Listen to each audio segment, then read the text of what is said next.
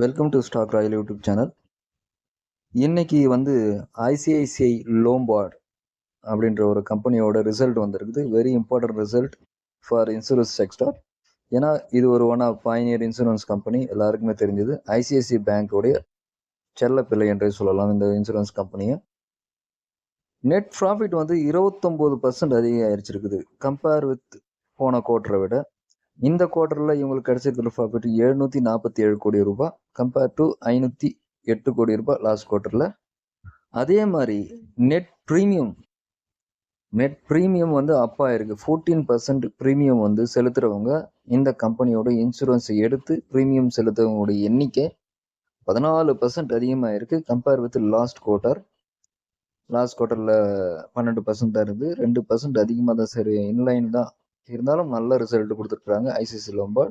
Result வந்த பிறகு share 14% கரெக்டாக இருக்குது. தேங்க்யூ.